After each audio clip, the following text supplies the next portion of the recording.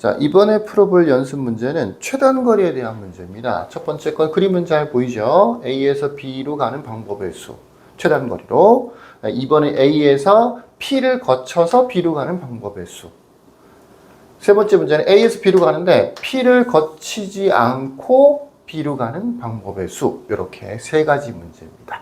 거의 뭐 공식이라서 예를 들어서 직사각형 모양으로 되어 있는데 여기서 여기까지 간다라고 하면 A에서 B까지 간다라고 하면 가로로 일단 두 칸을 가야 되겠죠. 세로로 두 칸 가야 되는 거죠. 그러니까 가로 둘에 세로 둘이기 때문에 같은 것이 있는 순열 문제로, 그러니까 이 기호 4개를 똑같은 기호 2개씩 있는 거잖아. 요거를 4팩토리얼에 2팩토리얼, 2팩토리얼 이렇게 배열한다 라고 생각하는 거죠.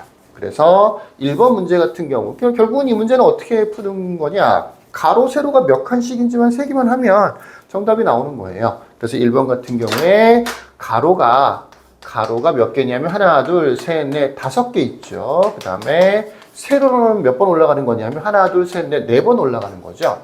그래서 1번은 당연히 합쳐서 9팩토리얼을 5팩토리얼, 4팩토리얼로 나눠주면 정답이 되는 겁니다. 계산은 각자 하는 걸로 할게요. 자, 두 번째 문제는 A에서 P로 갔다가 P에서 B로 간다고 돼 있어요. 그러니까 중간에 뭐 이렇게 나오진 않았겠죠. 실제 문제는 P라는 점을 거쳐서라고 돼 있을 거예요. 그러면 A에서 P까지 갔다가 P에서 B까지 가면 되는 거죠. A에서 P까지 갈 때 조그마한 직사각형이 이렇게 만들어집니다.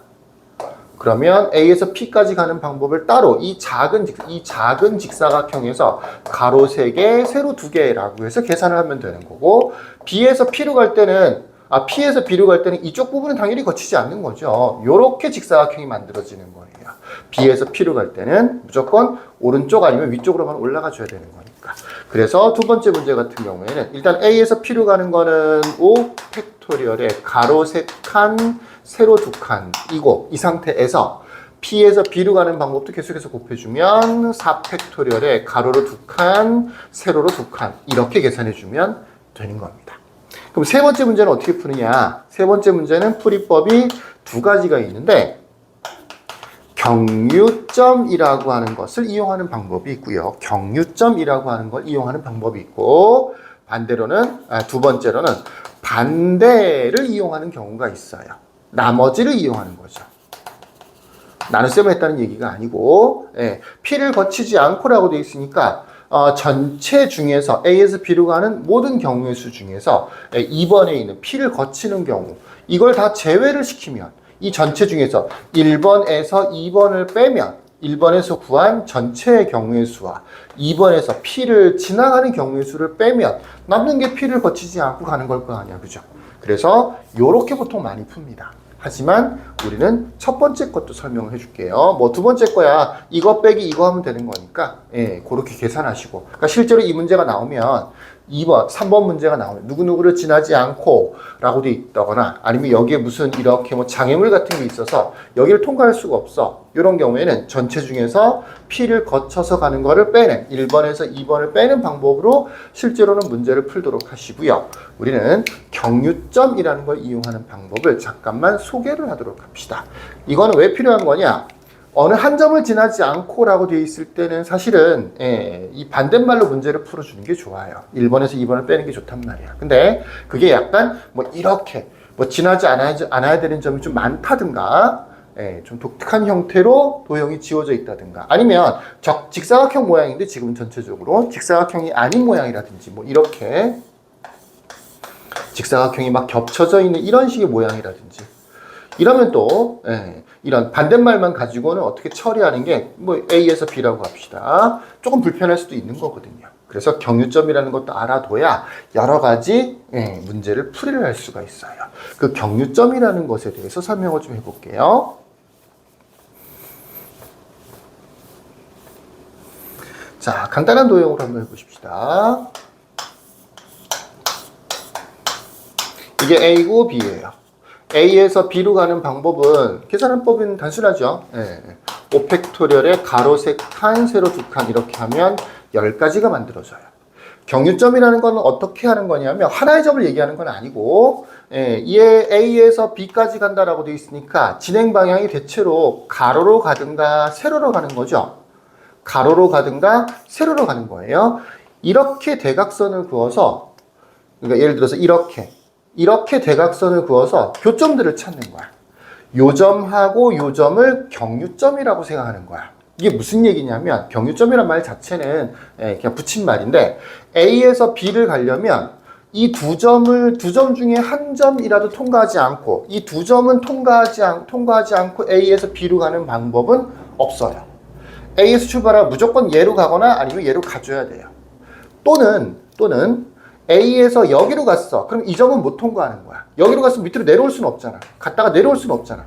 이 점으로 가면 안 된단 말이야. 그럼 최단 거리가 안 된단 말이야. 반대로 A에서 이 점으로 갔어. 이 점으로 갔으면 다시 이 점을 통과할 수는 없어. 그러니까 여기를 1번이라고 하고 P라고 하고 여기를 Q라고 하면 A에서 B로 가는 방법은 무조건 P를 통해서 B를 가든가 아니면 Q를 통해서 B를 가든가. 근데 PQ를 동시에 지날 수는 없어. 라고 하는 거를 나는 보통 경유점이라고 얘기를 하는 거예요. 그러니까 A에서 B로 가는 경유점이 두 가지가 있는데 하나는 P고 하나는 Q야 라고 생각하는 겁니다. A에서 P로 갔다가 B로 가는 방법과 A에서 Q로 갔다가 B로 가는 방법. 그러니까 A에서 B로 가는 방법은 무조건 이렇게 두 가지 방법밖에 없다라는 얘기예요. 경유점을 PQ라고 찍으면. 이해되시겠죠? 그러니까 요 경우의 수와 요 경우의 수를 더하면 당연히 10가지가 다시 만들어진다라고 하는 거죠. 그럼 경유점은 이렇게 PQ, 요거밖에 없느냐? 그렇지는 않고요. 내가 그래서 1번이라고 썼잖아.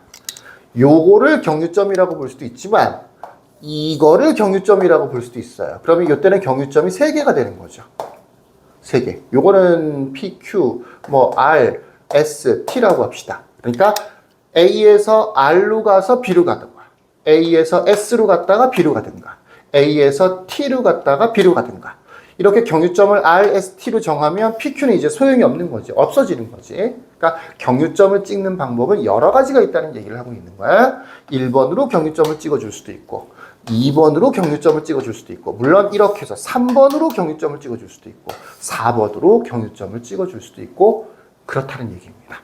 그러면 A에서 R로 갔다가 B로 가고 A에서 S로 갔다가 B로 가고 A에서 T로 갔다가 B로 가고 이 세 가지를 합치면 또 역시 마찬가지로 뭐가 만들어지느냐? 10가지가 만들어지는 거죠. 경유점의 특징은 뭐냐? 경유점이라는 것의 특징은 뭐냐? 무조건 세 점 중에 한 점은 지나가야 돼. 근데 세 점 중에 어느 2개 이상의 점을 동시에 지나갈 수는 없어. 이걸 경유점이라고 하는 거예요. 그러니까 경우의 수를 세분화한다는 얘기죠. 그러면 이 3번 문제를 어떻게 풀이할 수 있느냐? P라는 점을 지나지 않고라고 되어 있잖아. 그지? 그래서 P라는 점을 포함하는 경유점을 만드는 거야. 이렇게. 그러면 여기를 1번이라고 하고 여기를 2번, P, 3번, 4번이라고 하면 A에서 B로 가는 방법은 무조건 4가지 중에 하나라고요. A에서 1로 갔다가 B로 가든가 A에서 2로 갔다가 B로 가든가 A에서 P로 갔다가 5가지네요.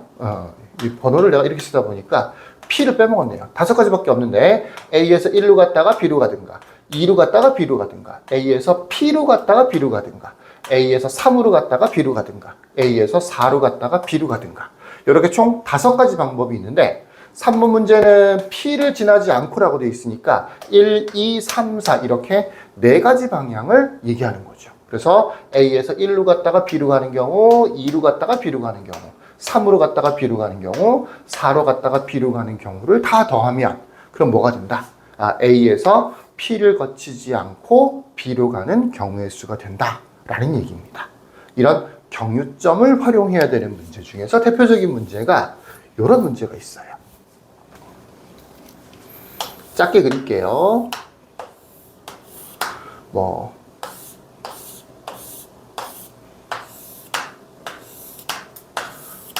A에서 B로 오는데 희한하죠? A에서 B로 와요.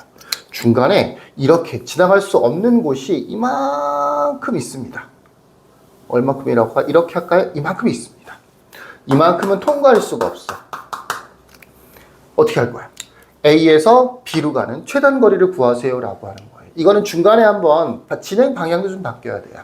A에서 B로 가려면 어쨌든 간에 이 부분은 통과할 수 없으니까 이 위로 올라갔다가 다시 이렇게 내려와 줘야 되겠죠. 올라갔다가 다시 내려오는 형태가 될 거예요. 그러니까 올라가는 부분이 하나 있을 수 있고요. 그 다음에 통과하는 부분이 하나 있을 수 있고요. 이제 내려오는 부분이 하나가 있을 수 있는 거죠.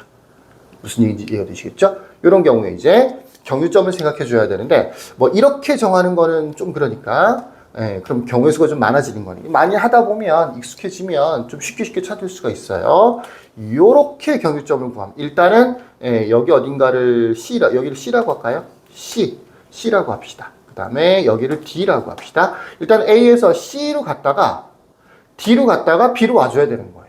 전체적인 구성이 위로 한번 올라갔다가 줄을 따라갔다가 제일 위에 있는 선을 따라갔다가 밑으로 내려와 줘야 되는 거야. 그러니까 A, C, D라고 적당히 말할게요. 그러면 A에서 C로 가는 방법을 먼저 생각해 줘야 되는데 경유점을 이렇게 자르면 요 점을 통과하는 방법이 있을 수 있겠죠. 그죠? A에서 여기를 통과하는 방법이 있을 수 있고요. 여기는 통과할 수가 없네요. 그죠? 처음부터 여기를 C라고 했으면 좋았을 텐데 C라고 이렇게 합시다.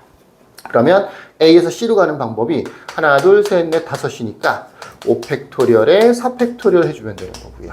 C에서 D로 갈 수 있는 방법이 한 가지밖에 없죠. 다시 D에서 B로 가려면 직사각형도 생각해 보세요. 이번에 진행 방향이 가로 아니면 밑으로 내려와 줘야 되는 거예요. 그럼 경유점은 이런 선으로 구해줘야 되는 겁니다. 이런 식으로요. 가려고 봤더니 직사각형이 잘 안 만들어지죠. 얘 때문에. 그러니까 최대한 만들 수 있는 직사각형이 요만큼인 거죠.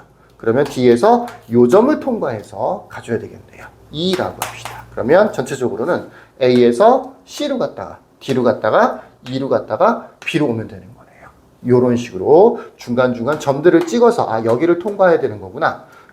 이렇게 해서 경유점을 2개를 만들었으면 이렇게 해서 1개밖에 안 만드는 것보다 훨씬 더 간단하잖아. 그죠? 그러니까 이거 2개 말고 1개짜리로 하는 거죠. 여기는 어차피 지나갈 수는 없는 곳이니까. 이렇게.